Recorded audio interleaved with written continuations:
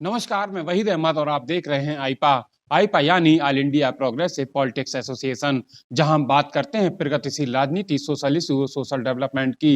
इस समय मेरे साथ महोबा जिले के युवा विधायक एवं चरखारी विधानसभा सीट से युवा हिंदू सम्राट के नाम से जाने जाने वाले चरखारी विधायक ब्रजभूषण राजपूत जी मौजूद हैं। आइए उनसे जानेंगे किस तरीके की उनकी दिनचर्या है और किस तरीके से वो अपने क्षेत्र में विकास की गंगा बहा रहे हैं। विधायक जी, धन्यवाद। पहले तो सबसे सर्वप्रथम मैं तो आईपा को बहुत-बहुत धन्यवाद और बधाई देता हूँ कि आप लोग जो है जो आवाज़ उठा रहे हैं वो उसके लिए आप बधाई के पात्र हैं। बिल्कुल विधायक जी, जैसा कि कहा जाता है कि बुंदेलखंड का कश्मीर चरखारी, जहाँ से आप विधायक हैं, लगातार आपके द्वारा काम कराए गए हैं। अन्ना पशुओं की बहुत बड़ी समस्या थी, आपके द्वारा स्वयं की गौशाला खोली गई है।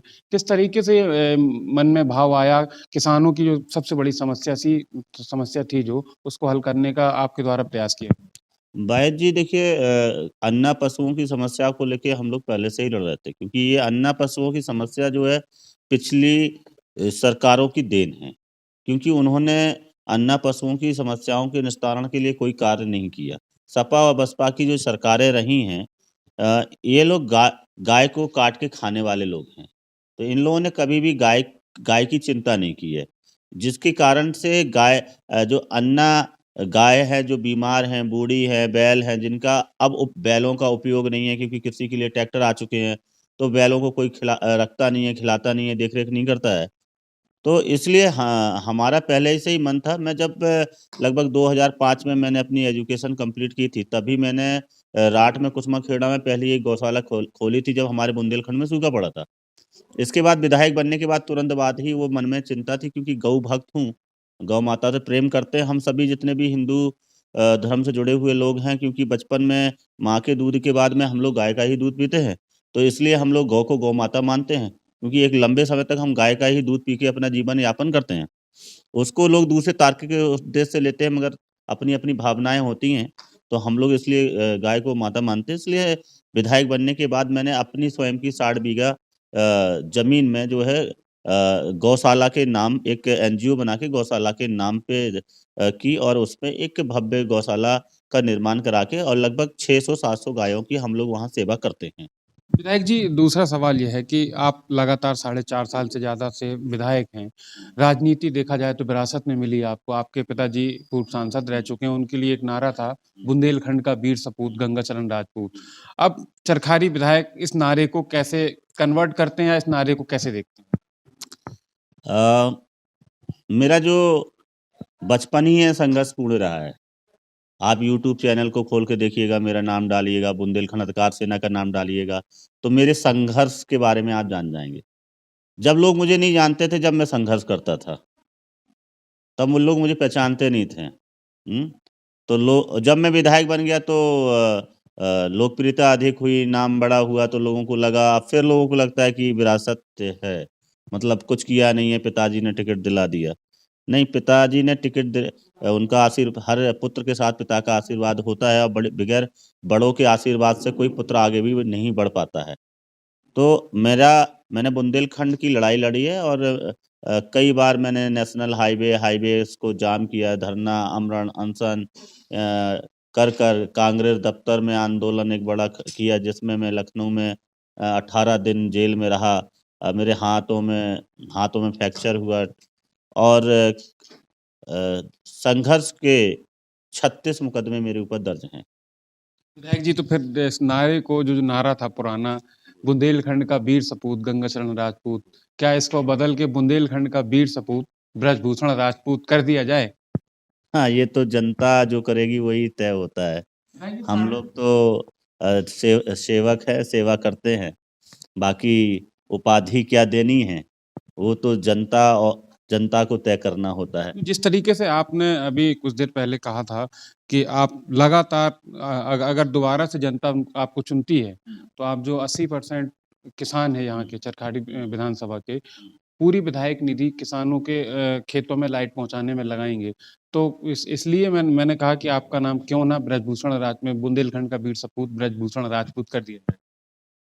आप लोग उपाधि कोई भी दे सकते हैं। अभी तो कुछ दिन पहले नेशनल मंडेला ने जो है हमको नेशनल अवार्डेड किया है।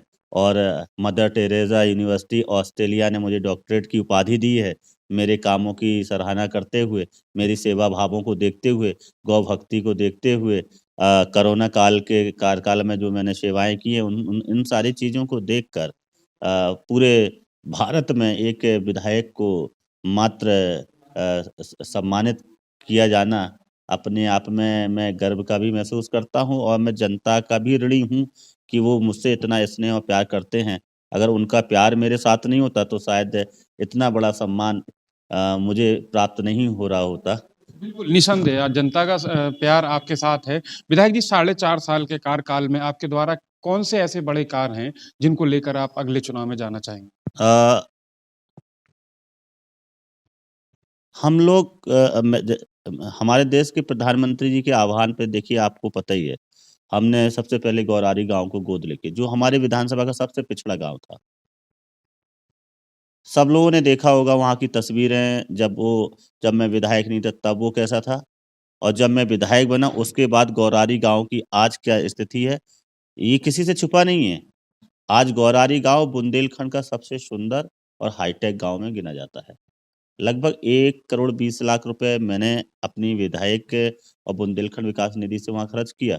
बाकी मैंने सभी विभागों के माध्यम से उनको व्यवस्था तय करने के लिए कहा कि अपने जैसे शिक्षा विभाग को कहा कि हाईटेक विद्यालय बनाएँ। अस्पताल वालों को हाईटेक अस्पताल बनाने के लिए तालाबों को सुंदरीकरण, कुएँ का सुंदरीकरण, मंदिरों का सौंदर्यीकरण, विद्युत नलों की, पानी की टंकियों की व्यवस्था, ये सारी व्यवस्थाएँ करके एक सुंदर एक उदाहरण पेश किया है कि इस तरीके से भी गाँव बनाए जा सकते हैं। इस तरीके से गाँव की अब कल्पना मेरी विधानसभा में हर गाँव के लोग कर रहे हैं कि विधायक जी कब मेरे गाँव को गोद लेंगे। मैं जहाँ भी जाता हूँ, लोग प्रशंसा करते हैं और कहते हैं, "विधायक जी, मेरे गाँव को कब आप गोद ले रहे हो?" तो उस कड़ी में भी मैंने कई गाँव में मैं काम करना शुरू किया है। लोगों में प्रशंसा है उसको लेकर और प्रधान अब जितने भी नए जीतकर जो प्रधान आए हैं, उन प्रधानों में भी बड़ी उत्सुकता है कि विधायक जी से मेरे संबंध डायरेक्ट हों, विधायक जी से हम जुड़ के चलें। विधायक जी से अगर हम जुड़ के चलेंगे तो विधायक जी हमारे गाँव को भी हमारे गाँव की भी तस्वीर और तकदीर दोनों बदल देंगे। तो आज आप देख रहे होंगे चरखारी विधानसभा में कई गाँव में मॉडल पंचायत भवन बनते चले जा रहे हैं, विवाह घर बन रहे हैं। पहले नहीं बनते थे, पहले लोग सरकारी काम को एक फॉर्मेलिटी की तरह करते थे कि सरकार का काम है, सरकारी काम है, सरकारी पैसा है, इसमें बढ़िया पैसा खाओ और इसको ऐसे ही मतलब इसमें भ्रष्टाचार करके इसको घटिया क्वालिटी का निर्माण कराओ। मगर अब जब से मैंने गौरारी गाँव को डेवलप किया है, अब मैंने अपने तरफ से जो बारातशालाएँ बनवाई हैं, उनको देखकर हर गाँव में ये माँग होने लगी और प्रधान ये माँग करने लगे कि हम भी उससे अच्छी जो है बारात घर और पंचायत भवन और अपने गाँव को बनाएँगे। बिल्कुल, ऐसा ही विधायक जी। अगर बात भ्रष्टाचार की अभी कही आपने, तो भ्रष्टाचार की बात की जाए तो आपके द्वारा कई बार बहरूपिया का रोल धारण करके जो घटतौली करके किसानों को लूटा जा रहा था, उसमें काम किए, किस तरीके से संभव हो पाए? देखिए मैंने क्या किया मैंने अपनी पूरी ईमानदारी से कोशिश की है, ईमानदारी से मेहनत की है, ईमानदारी से सेवा की है। मैंने आराम नहीं मैंने हर मुद्दे पर हर संकट के टाइम पे जनता के साथ खड़ा हुआ। मुझे पता चला कि हमारे किसान भाइयों से जो है खरीद में पैसा लिया जा रहा है, तो इनको कैसे पकड़ा जाए? तो रंगे हाथों खुद पकड़ेंगे तो अधिकारियों के ऊपर अच्छी कार्रवाई होगी। इसलिए मैं खुद किसान बनकर और गेहूँ लेकर केंद्र पर गया और जब मुझसे रुपए माँगे गए, तो तुरंत उसकी रिकॉर्डिंग करके उनके ऊपर सख्त कार्रवाई कराई गई और उनको जेल भेजने का भी काम किया है। विधायक जी, शिक्षा, स्वास्थ्य, रोजगार बड़े मुद्दे हैं। पलायन एक बुंदेलखंड का सबसे बड़ा मुद्दा कहा जाता है। इन चारों मुद्दों पर क्या काम किया गया? आपने कभी सुना है कि पंजाब में पलायन हो रहा है? नहीं सुना होगा। क्यों नहीं सुना? जबकि पंजाब में सबसे अच्छी खेती होती है, सबसे ज़्यादा किसान हैं, सबसे ज़्यादा किसानों पे ही निर्भर है ना वहाँ पे। तो अगर बुंदेलखंड के किसानों को मजबूत कर देंगे तो पलायन वाली स्थिति सारी रुक जाएँगी। अगर पानी, बिजली की व्यवस्था अगर अच्छी कर दी जाए, तो बुंदेलखंड का पलायन रुक जाएगा। अगर किसान मजबूत हो जाएगा, किसान से सब लोग जुड़े हैं। इतनी बड़ी पॉपुलेशन जिसकी 80% जो पॉपुलेशन हो जिसकी, अगर उसकी आर्थिक स्थिति को हम मजबूत कर देंगे, उनकी सुविधाओं को हम बढ़ा देंगे, तो निश्चित रूप से और सारे लोगों को तो रोज़गार मिल ही जाना है।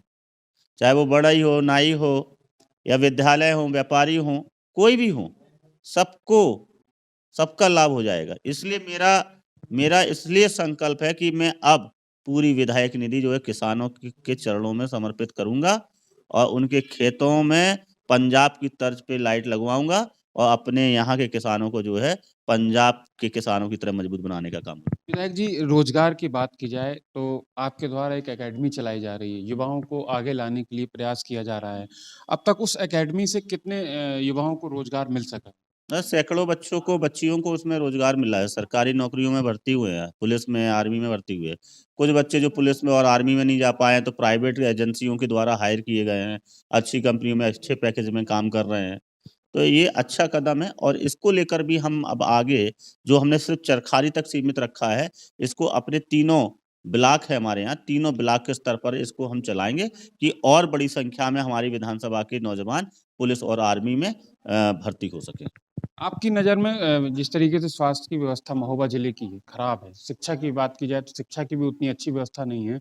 इनको कैसे डेवलप करने का प्लान है आपका? अब पहले से बेहतर व्यवस्थाएँ हुई हैं। आप मेरी विधानसभा में चले जाओ तो लगभग आप 95% विद्यालयों को चेक कर लीजिए, सब में टाइल्स हैं और सौंदर्यीकरण का काम हुआ है। इससे पहले आपके पास तस्वीरें होंगी, किसी में भी सौंदर्यीकरण नहीं था। 95% गारंटी से मैं कह रहा हूँ, हमारे यहाँ के विद्यालयों में जो है सरकारी विद्यालय हैं, उनमें टाइल्स और सौंदर्यीकरण का काम हुआ है और फर्नीचर भी आ आया है। इससे पहले टाट पे, फट्टियों पे लोग जो है पढ़ा करते थे, किसी ने कभी चिंता ही नहीं की है। मद होते हुए भी मद का उपयोग नहीं होता था। तो सुधार हो रहा है, मगर जो इतने लंबे अंतराल की, इतने वर्षों की जो खाई है, उसको इतनी जल्दी पूर्ण नहीं किया जा सकता है। व्यवस्थाएँ अच्छी होंगी और बहुत बेहतर होंगी। अब मैं एक युवा हूँ, युवा विधायक हूँ, युवा विधायक के नाते मुझे अपने जो छोटे-छोटे बच्चे हैं मेरी विधानसभा के, मैं सबको अपना परिवार की तरह मानता हूँ। और मुझे पूरी उनकी चिंता है कि मैं बेहतर से बेहतर व्यवस्थाएँ उन्हें दे सकूँ। चिकित्सा को लेकर भी हम लोग उत्तम व्यवस्थाएँ कर रहे हैं। पहले से अच्छी व्यवस्थाएँ हो रही हैं, अच्छे डॉक्टर आ रहे हैं, अच्छे से काम कर रहे हैं। मगर तंत्र को ठीक करना इतना इतना आसान भी नहीं होता मगर कठिन भी नहीं है। इसलिए हम ठीक कर लेंगे, ये हमें विश्वास है। विधायक जी, विज़न क्या है 2022 का? विज़न साफ है। जिन-जिन मुद्दों को लेके भारतीय जनता पार्टी ने राजनीति बोला, उनको हमने पूरा किया। जो मुद्दों को नहीं भी बोला, वो भी हमने जनता को समर्पित किए हैं। ऐसे बहुत से विषय हैं। आज हम भारत को पुनः उसकी संस्कृति के रूप में लाने का काम कर रहे हैं हमारे देश के प्रधानमंत्री माननीय मोदी जी। योगी जी हमारे उत्तर प्रदेश के मुख्यमंत्री जी, अपनी संस्कृति को ज़िंदा कर रहे हैं, उसको आगे बढ़ाने का काम कर रहे हैं। भारत जिस सभ्यता के नाम से पूरे विश्व में विख्यात थी, भारत की जो चर्चाएँ, प्रशंसा होती थी, उसी स्वरूप में भारत पुनः लौटने की ओर है। तो जिससे ये तो प्रशंसा की और भी अच्छी बात है कि ऐसे युग और योगी पुरुष, संत रूप से तपस्वी प्रधानमंत्री और तपस्वी जो है मुख्यमंत्री हमारे उत्तर प्रदेश में हैं। विधायक जी, मौजूदा राजनीति को किस नज़रिए से देखते हैं? देखिए, गंदी राजनीति करने वालों को सब लोग छोड़ते चले जा रहे हैं। जनता सब समझ गई, ट्रांसपेरेंटिटी आ गई है। इंटरनेट, मोबाइल जब से चले हैं, फ़ेसबुक, व्हाट्सएप चले हैं, सबकी सत्यता सामने आ रही है कि कौन कैसा है? कौन उत्तर प्रदेश को, कौन देश को बदल सकता है, कौन नहीं बदल सकता है, किसके अंदर कितनी क्षमताएँ नहीं हैं। कौन सच बोल रहा है, कौन झूठ बोल रहा है।